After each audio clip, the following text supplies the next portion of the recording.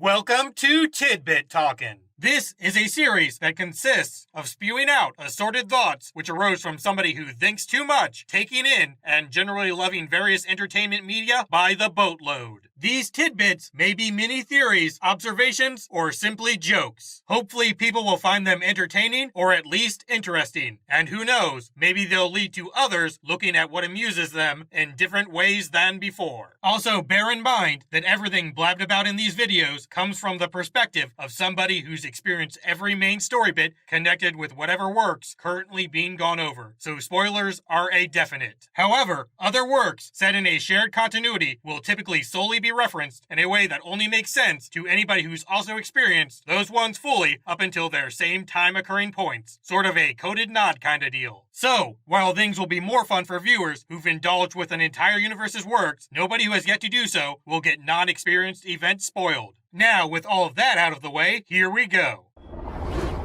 Raiders of the Lost Art.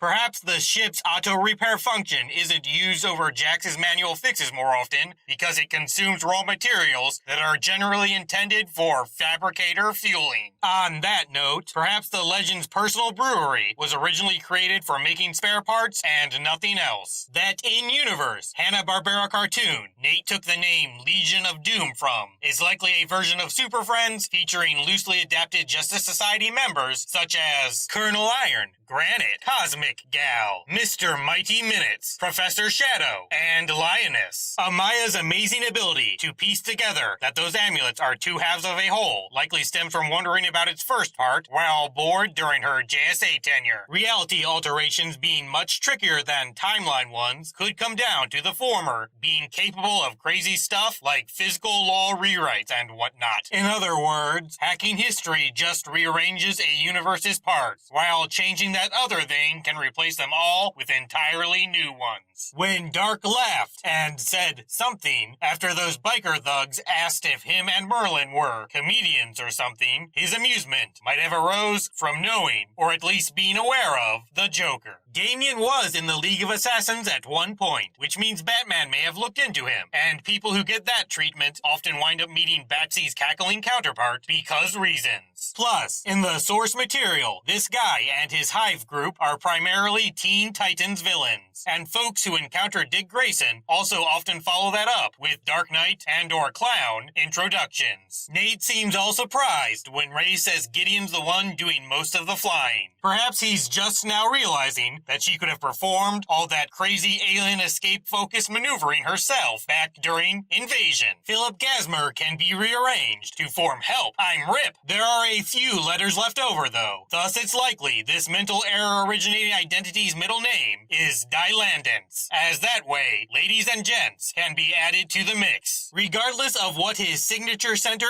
is, in a funny coincidence, those three remaining characters can form the initials/acronym for Screen Actors Guild, an organization Phil would likely have to join if he desired a US-based filmmaking career. That electricity in the time drive could be at least partially made up of Speed Force energy. Star Wars, a thing the team references quite often, fades from their minds quickly because Rip's presence is simply so distracting that previous timeline memory-enabling levels of focus can't be maintained. All of the Legends shenanigans give this universe's George Lucas a very good reason to feel not so good about injecting his projects with time travel-related ideas. In addition to probably practicing boxing somewhat as a hobby like the main timeline Ray seemingly does, heart surgeon Dr. Palmer might feel confident about directly battling an assassin because he possesses so much anatomy and physiology-related knowledge that deciphering efficient incapacitation methods is rather easy. Everybody around in this episode, including the Legion of Doom, is subconsciously performing acts that will inspire George to make Star Wars with scenes that they are familiar with because they all love it. Especially Thawne, because The Flash does too, and his initial desire to be just like said hero would almost definitely include stuff like scouring over old magazine articles or whatever filled with trivial tidbits such as Scarlet Speedster enjoys Empire Strikes Back. In this universe, Lucas is not so keen on letting others tell him how to make stuff because his interactions with Phil were a relatively bad experience. Those tiny red bits and the whole entire yellow upper portion of Dawn's suit might be difficult to notice in dark locations. Thus, Sarah may think he's only wearing black, which means she wouldn't really notice that whole Flash's opposite theme the guy's got going on. That, of course, is just another little thing that leads to everybody not thinking to ask Barry Allen about this man's identity. Martin has such strong feelings about Mick hearing somebody else in his head and how he should take that person's input into account because of Firestorm-related experience. Of course, the guy who literally was a voice in other people's brains for like 2 years or so would think such things should be listened to.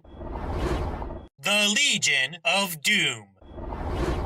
Lily's ability to successfully tamper with magical deals using tech could stem from starting her career and or finishing advanced degree pursuing right when metahumans became public knowledge after the Flash's emergence. Studying the impossible seems like something that would become trendy at that point. Merlin's suspicion of Dawn's unwillingness to stay in one place for prolonged time periods is probably sparked by him realizing that all present-contained speedsters hang around Central City quite a lot. Dark's suggestion of feeding Rip his own testicles might not involve a raw consumption. After all, magical ritual experience may have resulted in Damien learning how to properly cook various human body parts. Aside from not ever asking Barry, the Legends wouldn't know about Thawne because he's managed to stay out of present-day located news media so far. Thus, there's no footage or articles about him readily available. Also, Gideon might forbid them from looking at non-current mission vital articles and what have you that don't exist yet. So no future newspaper on the Wave Rider. In addition to complex maneuvers such as phasing, probably consuming a lot of speed force, Thawne making an escape attempt that involves going through walls would likely result in the Black Flash getting him quickly, because being somewhere typically only reachable by speedsters raises many red flags. Black Flash not being trapped for long is due to his animalistic behavior, forcing him to just ram the door a few times before leaving via phasing, which is what an intelligent speedster aware of the ability would try immediately. It likely holds back on performing said maneuver because a moment of intangibility means the mission gets delayed just a tad. Such things are big no-nos for purely business instinct-driven Reaper speedsters. Eobard easily rotting Rip's mind likely stemmed from him modeling the former captain's new noggin after his own sociopathic psyche. If the fastest mom stabber alive didn't learn about his cranium's condition from parents getting him checked out related things, then he's likely aware of what's different up there due to own body studies that got performed for Flash power mimicking purposes. Turncoat. As a result of Thawne being the only one to alter his brain, Rip probably love-hates Barry Allen now. Sarah making Nate and Amaya specifically act like they are married in this particular time period could be her trying to minutely improve history without massively altering it by providing tiny positive influences on people. She may have asked Gideon if this was possible to some degree after seeing Amaya, and especially Jax, so shaken after being in the Civil War period. That rat probably came from Chicago. Specifically, it showed up when Thawne let Merlin and those gangsters onto the Wave Rider. Sarah telling Jax not to kill Rip because it's Christmas is probably just her believing his true self is still buried in there somewhere since she didn't wind up dead. The more likely reason for Miss Lance's neck only almost being snapped is Thawne mistakenly programmed his new minion's hands-on murder skill based on what a speedster can do. Thus, the brainwashed Brit merely didn't apply sufficient force due to his new instincts being wired all wrong. Camelot /3000. Courtney decided to make the Arthurian legends real because if she played her staff off as old-timey magic under such conditions, then that Destiny Spear fragment could easily remain safe without many history changes happening as a result of Stargirl full power usage. Stein wants to use the will-imposing device because having Jax and Ronnie ignoring him multiple times has made him really desire a situation in which he's an inside head-located voice that always gets listened to. Mick's able to easily overwhelm all those mentally managed minions because anybody living in a time period where society so sorely lacked psychological health-related knowledge definitely can't withstand the might of an individual with such complex issues. Plus, Heatwave was brainwashed to be Kronos, and he always seemed rather informed about the process used, so chances are there's something in his melon concerning thoughtful weak points or whatever. Thawne doesn't show up during all this ruckus because a speedster getting added to Arthurian legend would attract much attention, especially if somebody crazy were obsessed with both mythology and going really fast. Land of the Lost. Rip's retort about knowing tons of ways to say go to hell almost definitely means he possesses vocabulary from many languages instead of him just being particularly creative. Even if taking those translation pills repeatedly over his Time Master tenure meant nothing was actually traditionally learned, he could probably hang on to a phrase or two through sheer willpower if they held enough appeal. On a somewhat related note, that cognitive intrusion deal used by those now defunct temporal tamperers could be an immorally altered version of Star Labs' lucid dream technology. Sarah knows the term bizarro because Barry, having talked with Kara enough to learn about Superman and his overwhelming notoriety, would have wound up informed about their big enemies too. He would have told many of the other prominent Earth One heroes about this knowledge following a certain invasion because seeing Supergirl in action during it made them curious of what her world's normal is. Alternatively, Miss Lance once got a little tipsy and hit up the Maiden of Might on that communicator deal because hotness-related feelings. Dawn would never think to mess with Rip's view of a Gideon AI because the one he stole from Barry Allen always obeys him and never shows any emotion. Rip's full original personality and memory set are kept in the back of his newly warped one because Thawne couldn't risk his hypnotized hunter changing so much that spear-related knowledge would get tossed away as a result of evil-induced not caring. Plus, Eobard's plan B might involve a subject brain frying direct rip, so getting rid of stuff wouldn't really be a good idea. The temporal zone is read in ruined Rip's mind because Thawne programmed it to resemble what's behind his own time travel capabilities. Also, everybody has that echoing vibration intense voice in Captain Hunter's head because Eobard made sure to include his reverse flash speaking style somewhere in the Poison Persona package. Ray likely didn't use his Atom suit to grab the delineator because Gertrude peed on it once and he's afraid there's an irremovable scent situation going on here that'd make her far too hostile. Moonshot. Eobard enjoys his lunar trip a lot because reduced gravity locales are the only places he can go and be completely relaxed due to their lack of Black Flash meeting potential. Thawne thinks puns are the lowest form of humor, even with him occasionally spouting a few himself because he doesn't like it when Barry Allen says, "I'll be there in a flash." Reverse Flash likely invented all those anti-speedster weapons on his way to developing superpowers because he couldn't risk testing out the methods on himself, but also needed a way to kill all guinea pigs afterwards. That precious Scarlet Speedster mimicking state belongs to him alone, after all. Fellowship of the Spear. Perhaps the Spear of Destiny's ability to pull itself together works across time and space, just very slowly when its fragments aren't so close. To prevent it from performing self-repair, Rip might have placed all the pieces in temporal blind spots. Mick's heat gun might be able to reveal those letters on the spear because its Planck temperature-reaching flames resemble hellfire in an intensity-mimicking sort of way. Perhaps the symbol's manifestation is sort of an SOS. That thing, being with all the damned folk, would be a pretty big emergency. Events referenced in religious texts are among those that can never be messed with because far too many drastic actions of human history have been taken due to manipulative folks citing divine will and whatnot. Plus, there's lots of smaller good bits like the Sistine Chapel that also came about because of such things. 2/3 of Doom Legion members approve Snart's inclusion because his weapon could stop an uppity speedster. The remainder likes it since he can also halt undead ones. The spear's ability to compel people into using it is responsible for both their Rory-related mistrust and that hasty World War I visit decision. Dimension Molding Pointy Stick focuses them on Heatwave because as a thief, he's the most selfish, so it figures either usage will come from him or that everybody else will try in order to stop a robbery-focused theme park from forming. The Great War destination, as opposed to studying a bit more and looking for Christ's blood somewhere else, would be because Fate's Poker wants everybody to see an insanely chaotic time so that magically forced order installing would seem necessary. On a closely related note, Finality Fabricating Fine Flayers fully for forcing Fatal Fahrenheit to use it, not only because of that aforementioned anti-generosity, but also since the Time Masters previously messing with his head probably left him all mentally vulnerable to being compelled. Doomworld.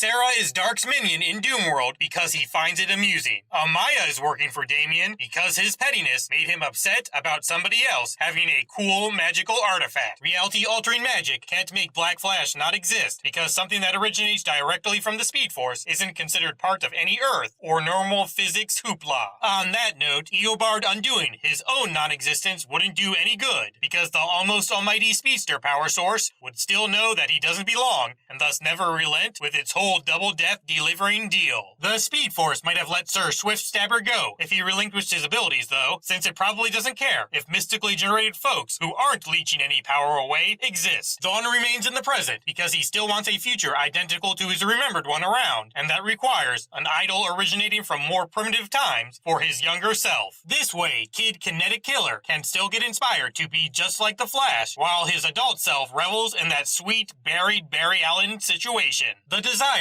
for later days conservation is also why Eobard forbids further fresh fate formation. He simply can't have an apparent ally becoming a king and preventing his favorite cooking device from getting invented when ripple effects start happening, or something along those lines. Related, Thawne was able to form the majority of Doomworld because possessing phenomenal willpower is kinda a prerequisite for own existence preservation. Jax retained the same advanced engineering ability, but got altered into an enthusiastic Eobard employee because his boss would need somebody with well-honed time machine fixing skills around just in case any Black Flash protection guaranteed gigantic leaps forward needed to be made. On top of being responsible for ensuring that every other legend remained both existent and alive, Mick also made sure that little microscopically pleasant things like Amaya still possessing her totem happened. It seems like he truly wants the team as part of his life by this point, since all changes made for him apparently only involve making others feel crappy too, not true harm. Thawne likely scrubbed Snart's love of challenging heists away in order to ensure that the guy wouldn't develop so much cold gun handling skill that a successful mutiny would be possible. Rip isn't really changed mentally because the fact that nobody has any idea about his origins simply makes altering things for him a bit too tricky. Eobard made Martin meek and submissive because he was jealous of the guy back in Flash Season 1, and relenting with grudge-related things isn't his strong suit. The Rogues are still confined to Central City because Thawne's hatred of them held back any their side originating globe-trotting thief dreams when this new world was being established. Even a hard work loathing Leonard would still want to steal diamonds directly from Kahndaq or whatever. Challenge love elimination aside, none of the Legion members alter each other drastically despite all that infighting due to the devil you know type reasoning. This is best exemplified by how Merlin's still a complete dirtbag even with his perfect family being around and everything that pissed him off gone. Mick wins easily against Leonard because Eobard's experience erasure failed with him due to his head being too crazy for one person's prodding. Plus, Damien and Malcolm probably imagined Heatwave hilariously slugging Thawne for a moment or two. In addition to that previously mentioned bit about dealing with familiar pests being much easier, Rory's personality stays the most intact because never getting brainwashed again is something he truly desires. Mick at least subconsciously desired that his beloved pet rat would wind up with somebody else who cared about it. Thawne tries to make Ray live with an unflattering job because he believes the guy only pursues scientific deals for glory. Mick Rory, on the other hand, primarily sees Dr. Palmer as science manifested due to all those jams he's escaped with it. This cheerful chap conception combo led to the former Atom becoming a lowly janitor who can still build kick-ass tech for fun, but never get any money or recognition for it. Given that Damien just wanted to be the guy responsible for killing every public adored hero, that is, he only cared about gaining a reputation upon masked identity eliminating, not personal vengeance or whatever, it's likely this Flash was somebody other than Barry Allen. Dawn, of course, would only want that guy for himself, and anybody else under a scarlet cowl would satisfy Dark's thirst. Thus, Wally probably got axed for this trophy's presence. Seeing as this Captain Cold doesn't seem to possess the teeniest bit of Heatwave-aimed respect, it's likely he got grabbed following his first appearance, specifically right after certain hot presents were given out. After all, the Rogue's second Flash story involved Mick being smart enough to fix his heat gun himself. So, from that point, Snart should be well aware both halves of this criminal enterprise are quite sharp. Thawne may have unintentionally left Rip's Gideon intact by focusing on ensuring that his own stayed safe during world recreation time. That spear destruction intending reactor deal the Firestorm halves are working on might not actually do its job through traditional incineration. Instead, it would transmute the relic into a post-Christ blood contact state. Snart's cold gun usually killed people in a somewhat realistic, non-shattering way in the previous reality. Chances are, at least one Legion member altered the laws of physics, so such cartoonish supervillainy was possible, purely for amusement's sake. The Legion's inability to successfully achieve their goal could very well stem from Vaughn modifying them with instinct-altering intensity during his team's reality spearing. Specifically, he changed them so they always screw things up for the worst, as opposed to their trademark improvement-causing failing. Vaughn, of course, keeps the tiny Wave Rider around in case he needs to time travel without speed, so certain undead fast folks can be avoided. Rip is kept inside it so regular maintenance can be performed. Aruba. Mick willed everybody else in the Legion to not destroy his friend's atom suit. At the very least, Heatwave would do this because he doesn't want Ray taking on another identity after that Colonel Cold fiasco from earlier. That whole mess was more scarring than all the burning alive junk he's been through. Sarah can't dodge Nate's punch so well, despite also having plenty of training and fighting experience in Doomworld, because she never faced competent foes in said reality before. Thus, her Charlie's Angels training-equipped body lacks the muscle memory for effective evasion. Time storms might occur because the temporal zone, unlike its Speedy Force counterpart, isn't connected to every multiverse segment. Hence, things like multiple versions of the same people interacting with each other in gigantic group sessions causes an error-producing confusion level because it can't comprehend them being separate entities on different historical paths. In other words, the whole Time Remnant deal becomes even more troublesome when an alternate reality can't be used as reference to make things seem a bit less weird. Willing oneself to not fuse with an other time point inhabiting counterpart probably uses a considerable amount of speed force. Thus, Black Flash can easily sense a standing still Eobard now. Of course, every one of Vaughn's crazy copies would have to utilize that same willpower, hence why Black Flash shows up immediately upon the spear's power removal. A little more about that. Sarah would have had to nullify the thing throughout all of history if she truly sought success, since not doing so would let other folks copy her team's current double time travel action course. Eobard's erasure exhibiting sunny shades instead of bluish ones could be because Black Flash is doing some precision work that only removes his selves that aren't truly necessary for current timeline existence ensuring. Basically, it's like having only one organ harvested instead of everything. Adding a little to that last bit, every extra Eobard simply fades instead of going through reddish reality removal, because all they did since being made was show up and harass the Legends with their paradoxical progenitor. Sarah letting Mick erase older Snart's memory is a full trust-assuring gesture for at least two reasons. First, it shows she's willing to believe he won't be so reckless as to never return after robbing a few folks. Second, naturally assuming that he won't try and alter the timeline even further by finding some friend-saving loophole cements her view of him as an individual who's grown a lot. Rip could be hurrying off the Wave Rider because he has some kind of portable database on him that's loaded with accurate timeline information from before that whole Past People Party pulverized history, which would of course become useless once his memories started becoming all new reality originating. Plus, he might also be worried that some kind of new Time Masters-like organization could have formed in this fresh history with the capability to override its contents with textbooks written by Earth's Dino Overlord. Unsorted General Season Thoughts.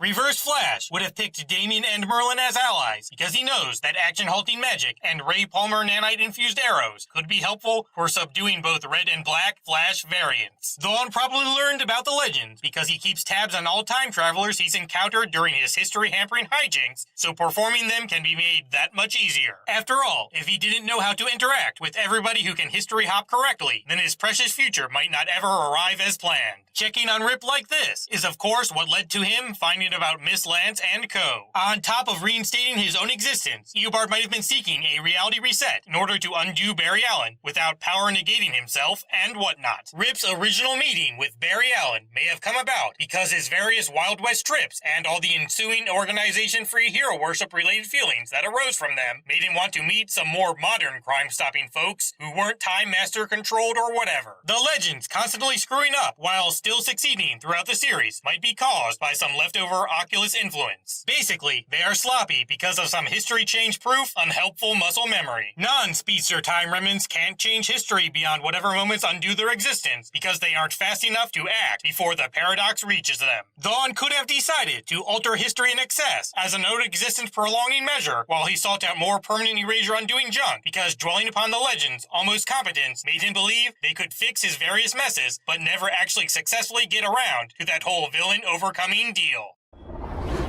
Endings are a pain, but all of you are fantastic. See ya.